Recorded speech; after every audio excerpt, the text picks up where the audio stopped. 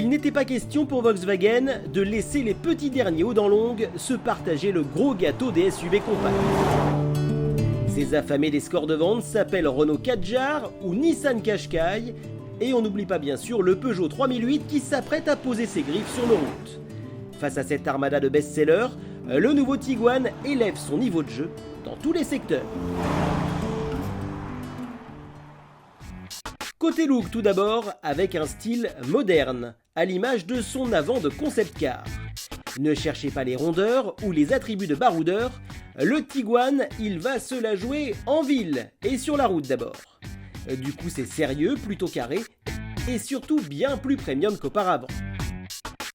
Les feux semblent venir du futur, la calandre chromée donne du cachet et son élégance la classe visuellement un cran au-dessus de ses concurrentes désignées. On mesure surtout l'écart entre les deux générations quand on pose ses fesses à l'intérieur.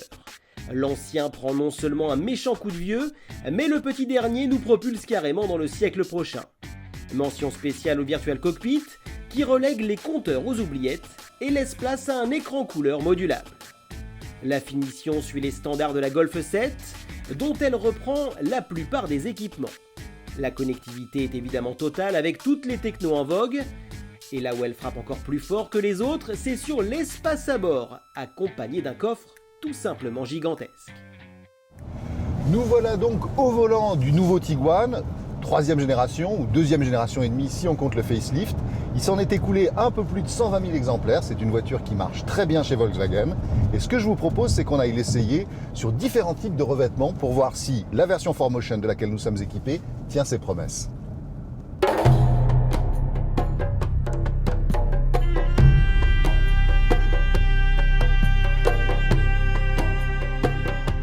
Sur la route, tout d'abord, il se montre confortable et sans histoire.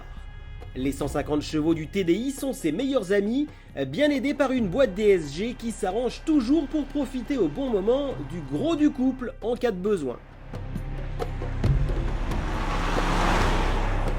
Ce serein confort s'accompagne des aides à la conduite dernier cri pour oublier le voyage, sauf qu'il sait aussi quitter les rubans de bitume pour s'essayer aux pistes poussiéreuses.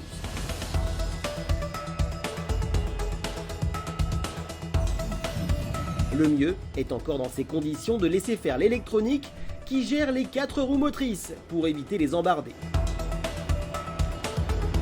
On se surprend alors à adopter une bonne allure, tellement on se sent en sécurité.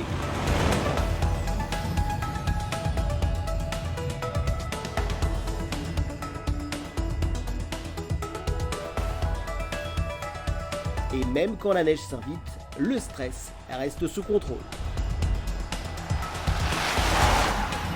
L'ESP et la transmission intégrale travaillent de concert avec, à la clé, une motricité qui rassure énormément derrière le volant.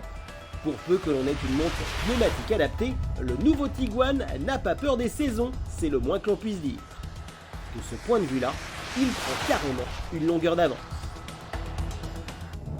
Alors cette 3e génération de Tiguan, elle se distingue à l'intérieur par une habitabilité qui est accrue du fait de l'empattement qui lui aussi gagne en consistance, grâce à la plateforme MQB notamment. Et puis à l'extérieur, on a vu lors de notre essai que c'est une voiture qui se comportait particulièrement bien, que ce soit sur piste, sur neige ou sur route. C'est donc un véhicule tout à fait polyvalent et très plaisant à mener. Avant d'évoquer ses tarifs, faisons un petit bilan tout de même de ses points forts. On ne va pas se mentir, il est cher.